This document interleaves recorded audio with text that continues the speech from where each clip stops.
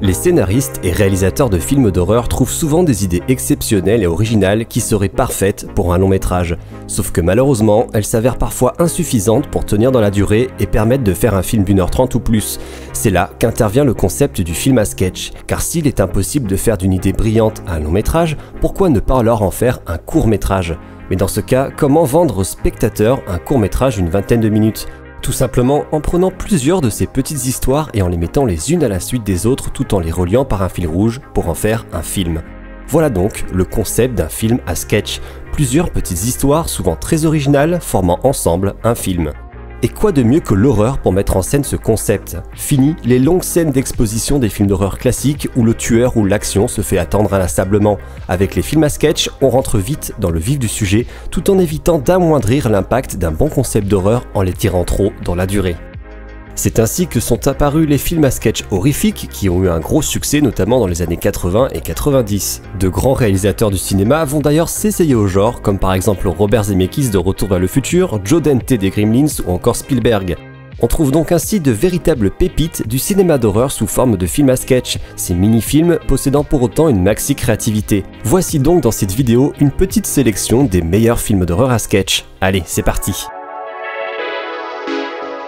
Body Bags ou Petit cauchemar avant la nuit, réalisé par John Carpenter et Tobe Hooper.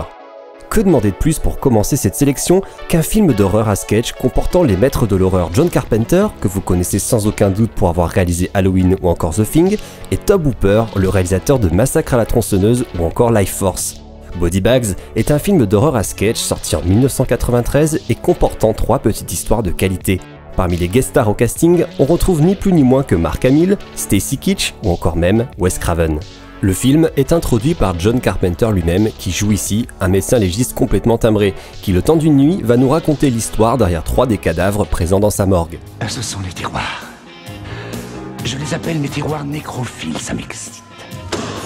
La première histoire, intitulée La station-service, est très simple et évoque la nuit plus que stressante que va vivre une pauvre guichetière de station-service.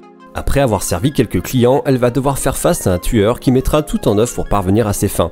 Assez classique sur le fond et la forme, cette première mini-histoire est sympathique mais laisse un peu sur la fin. Heureusement, les 2 histoires qui suivront sont excellentes. La deuxième, intitulée Les cheveux du Docteur Miracle, est un petit court-métrage assez humoristique au départ, puisqu'elle suit l'histoire d'un retraité qui regrette sa belle chevelure de jeunesse. Dans l'espoir de retrouver ses cheveux, il va faire appel au Docteur Miracle qui promet une repousse immédiate de vos cheveux en un temps record. Sauf que rapidement, les choses tournent mal, le patient se trouve de plus en plus mal et ses nouveaux cheveux paraissent de plus en plus étranges. Il finira tout simplement par comprendre, mais bien trop tard, qu'une race extraterrestre se nourrit du cerveau des humains et qui prennent l'apparence des cheveux pour se nourrir directement dans le crâne. Le personnage principal finissant donc lobotomisé. Redoutable twist scénaristique qui donne des frissons et qui fait de cette histoire la meilleure présente dans Body Bags. Vient ensuite la dernière histoire du film, celle avec Mark Hamill. Intitulée Œil pour œil, on suit un joueur de baseball ayant eu un grave accident de voiture. Sur le point de perdre son œil, ce qui ruinerait sa carrière de joueur de baseball, il accepte une greffe en urgence d'un œil en bon état. Mais d'où peut bien provenir cet œil? C'est la question que commence à se poser le spectateur en voyant que petit à petit, des visions se font de plus en plus présentes chez l'hôte du nouvel œil, qui finira par devenir complètement cinglé. Et pour cause, puisque les médecins avaient omis de dire avant la greffe que cet œil provenait d'un serial killer complètement psychopathe, et que les visions dont souffre le héros principal proviennent en réalité de ce que le tueur avait fait avant de mourir. Brillant dans sa mise en scène et son intrigue tout en étant très bien interprété par Mark Hamill, cette 3e histoire conclut parfaitement Body Bags avec brio. J'ai l'œil sur toi, mon pote. Oh oui. Je suis désolé, je n'ai pas pu résister. Creepshow, réalisé par Georges-Andrew Romero.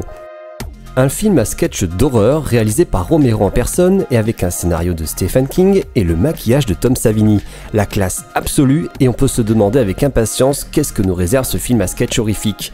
Sorti en 1982, le film démarre par ce qui sera le fil rouge des histoires racontées, à savoir un comics d'horreur lu par un petit garçon et dont les histoires se succéderont non sans humour noir et frisson.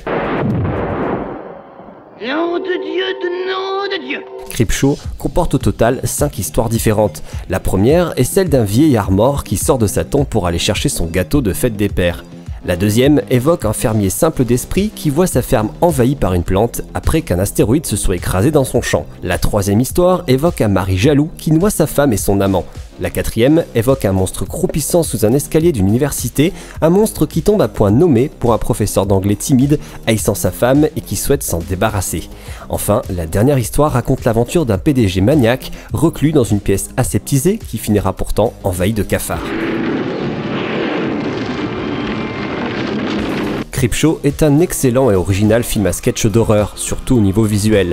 Les effets gore de Tom Savini, à qui on doit entre autres les effets spéciaux de Vendredi 13 ou Maniac, fonctionnent à merveille. Et l'esthétique globale étant tout droit tirée des comics books est plutôt rafraîchissante, tellement réussie d'ailleurs que le film donnera lieu à sa série de comics d'horreur. De même, les histoires de Stephen King sont intéressantes et font appel à quelques acteurs de renom comme Ed Harris, qui ok n'est peut-être pas dans sa plus grande forme, mais surtout avec la très bonne prestation de Leslie Nielsen dans le troisième sketch, campant le rôle parfait du salaud à la perfection. Laisse-moi t'enlever ça. Ça doit te gêner, hein, tiens, voilà. Bref, Creepshow, c'est un petit peu la crème de la crème des films d'horreur à sketch et je vous le recommande vivement. Le film aura d'ailleurs 2 suites, Creepshow 2 et 3, et une série qui seront malheureusement bien en dessous de ce premier volet mémorable. V/H/S. VHS est un film américain sorti en 2012. Le film est un found footage, c'est-à-dire que les histoires racontées sont issues d'enregistrements retrouvés. Le scénario est simple, un mystérieux commanditaire paie un groupe de jeunes pour cambrioler une maison et trouver une cassette vidéo. Avant de trouver la bonne, les cambrioleurs devront donc visionner 5 autres cassettes qui formeront ici les différents sketchs d'horreur de ce film. La première histoire suit 3 amis qui vont faire la connaissance de 2 jeunes femmes lors d'une soirée. Ils arrivent à les amener dans une chambre d'hôtel, seulement l'une d'elles est en réalité une espèce de créature mi-vampire, mi-chat. La seconde histoire suit un jeune couple en road trip à travers les États-Unis et étant poursuivi par une étrange jeune femme. La troisième suit 2 femmes et 2 hommes qui font une virée en forêt dans un espace forestier réputé pour les meurtres violents et inexpliqués. La quatrième histoire suit un jeune couple qui se parle à distance chaque soir et qui finissent par se rendre compte que l'appartement d'un d'eux est apparemment hanté par un ou plusieurs enfants. La cinquième et dernière histoire de ce film suit l'aventure de 4 amis qui se rendent à une fête d'Halloween. En se rendant au lieu de la fête, ils se trompent de maison et trouvent une femme attachée et séquestrée par plusieurs hommes. Oscillant entre le paranormal, le slasher gore et le thriller, les histoires sont assez réussies dans l'ensemble avec surtout une mention spéciale pour la toute première du film qui est vraiment excellente. Chacun des segments étant coupé par l'histoire de base, le cambriolage, qui se passe en parallèle et qui sert de fil rouge au long métrage. VHS remporte un gros succès au box-office et le film aura très vite 2 suites qui sortiront en 2013 et 2014. 2 suites qui seront malheureusement bien en deçà du premier volet. Reviens sur ta gauche. Ok. Cat's Eye, sorti en 1985. Voici l'un de mes films à sketch préférés avec Body Bags. Cat's Eye est un film thriller horreur comportant l'excellent James Wood mais aussi la toute jeune Drew Barrymore. Dans ce film à sketch, on suit un chat errant qui au fil de sa balade va nous faire découvrir 3 petites histoires d'horreur. Dans la première, on suit un homme qui tente d'arrêter de fumer et qui fait appel à une clinique spécialisée dans les addictions, une clinique qui va s'avérer avoir des méthodes radicales pour réussir ses objectifs.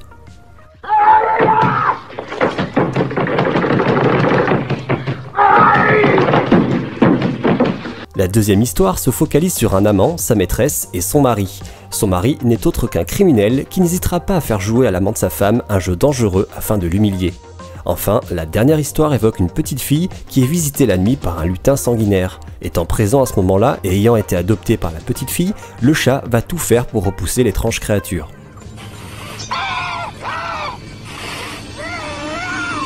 Cat's Eye est un très bon film à sketch, pas 100% dans l'horreur et pas du tout gore, le film mise sur l'ambiance angoissante de ses histoires. Le résultat est très bon et le film vaut le détour notamment pour la première histoire avec l'acteur James Wood, que vous connaissez sûrement pour ses rôles dans Videodrome, Virgin Suicides ou encore Il était une fois l'Amérique. Très prenante et angoissante, l'histoire est parfaitement jouée par un James Wood au top. Bref, je vous recommande ce film, notamment pour sa première histoire. La quatrième dimension, le film, sorti en 1983. Comportant entre autres Steven Spielberg, Joe Dante, John Landis et George Miller, ce film à sketch rend hommage à la série télévisée du même nom dont la première diffusion remonte à 1959. Piochant dans plusieurs genres comme le fantastique et l'horreur, la quatrième dimension propose 4 histoires. Dans la première, réalisée par John Landis, on suit un homme raciste qui se retrouve plongé dans la peau d'un juif en France occupé pendant la Seconde Guerre mondiale, dans celle d'un Afro-Américain pourchassé par le Ku Klux Klan et dans celle d'un Asiatique en pleine guerre du Vietnam. Original et réussi, le contexte derrière la réalisation de cette mini-histoire est catastrophique, puisqu'au cours de cette scène, l'acteur Vic Morrow et 2 enfants vietnamiens furent tués à cause d'un accident d'hélicoptère.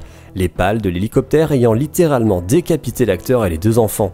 Un long procès va commencer à l'encontre de John Landis qui sera finalement acquitté.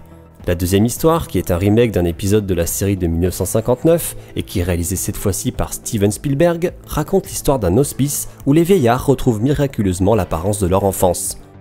La troisième histoire, réalisée par Joe Dante, est aussi un remake d'un ancien épisode de la série éponyme. Dans celle-ci, un jeune garçon retient un groupe de gens dans un univers proche du dessin animé et qu'il a créé à l'aide d'étranges pouvoirs magiques. Enfin, la quatrième histoire de George Miller raconte les aventures d'un passager qui remarque qu'il y a un gremlin à bord qui tente de saboter le vol. Très réussi, la quatrième dimension, le film, rend vraiment hommage à la série éponyme de 59 et figure parmi les films à sketch les plus connus dans l'univers du cinéma. Voilà, on arrive à la fin de cette vidéo sur les films à sketch d'horreur. Alors parmi les mentions honorables, on peut citer par exemple la série Les Contes de la Crypte, qui aura elle aussi des réalisateurs guest stars au casting, comme par exemple Robert Zemeckis de Retour vers le futur, ou Richard Donner, le réalisateur de L'Arme Fatale. On peut aussi citer le très bon Darkside, Les Contes de la Nuit Noire, qui aura une suite. Bref, vous l'aurez compris, il y a de quoi faire en matière de films à sketch d'horreur. Ceci est donc une sélection de ceux que j'apprécie énormément. N'hésitez donc pas à partager dans les commentaires vos films à sketch d'horreur préférés. Merci d'avoir regardé cette vidéo et à bientôt.